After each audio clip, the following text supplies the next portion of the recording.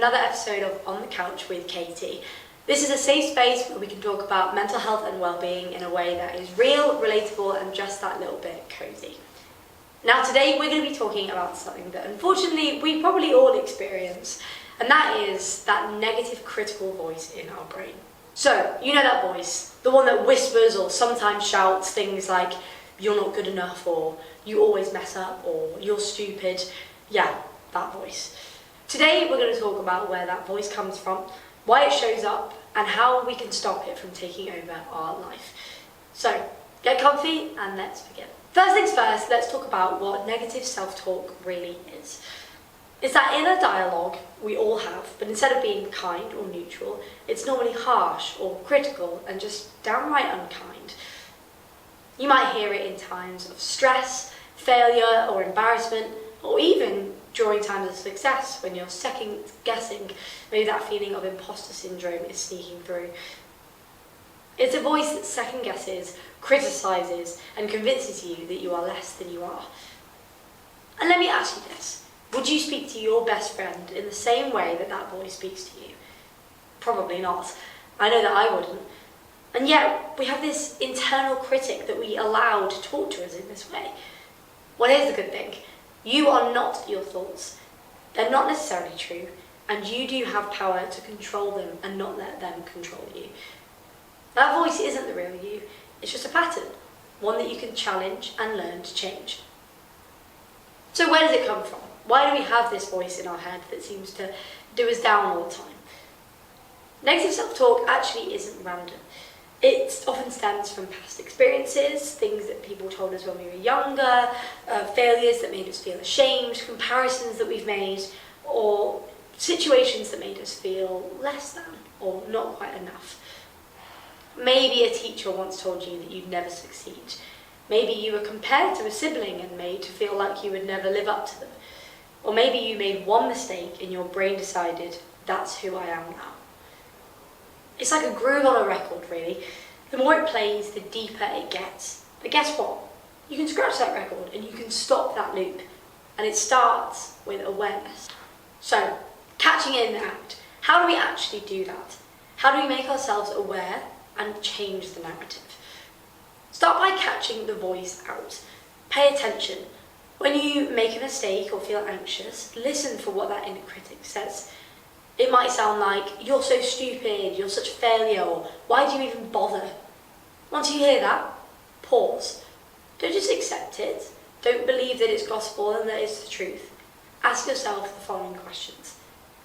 Would I say this to someone that I care about? Is this thought actually true? Or what's a more compassionate way to look at this? Now, here's a simple trick that I use.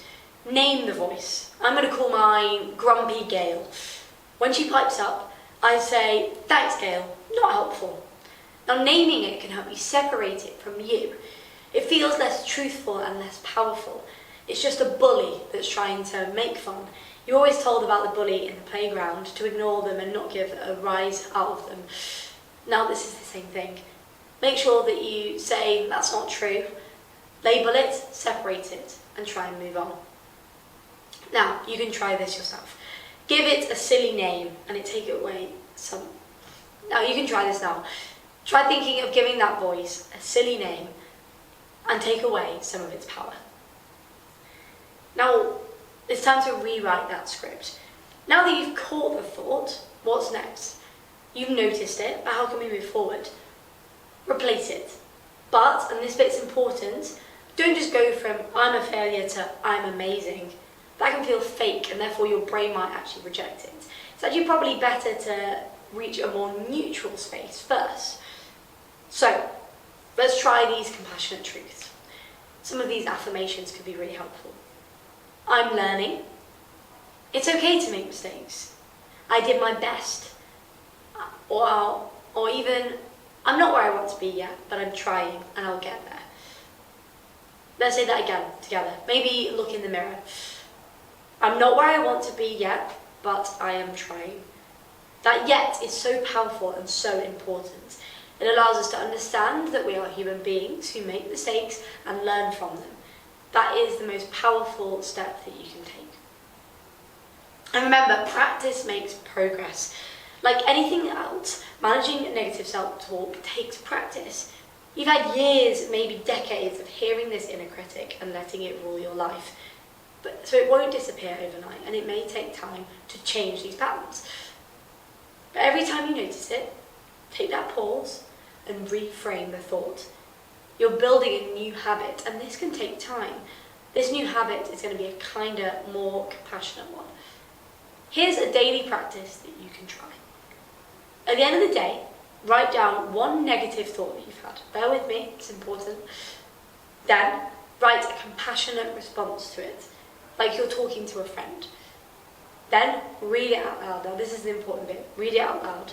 Really let it sink in. Hear it out loud and let yourself feel it. Do this every day for a week and see what changes. Now, of course, these are habits that we can incorporate and that we can practice ourselves.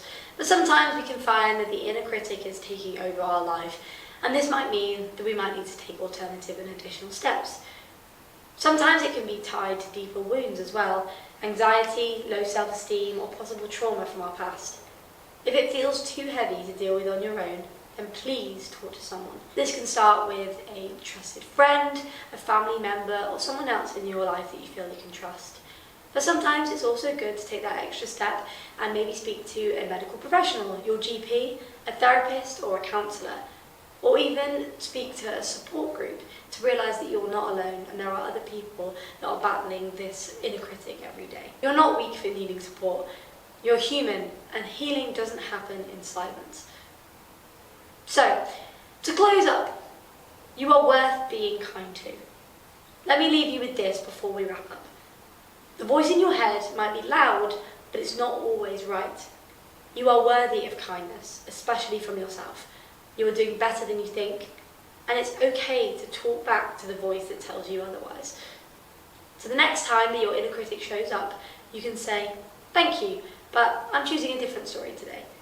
And that is a very powerful thing that you can do. Thank you for joining me on the couch today. If this episode helped you in any way, share it with someone else who you might think needs it. And remember, the way you talk to yourself matters.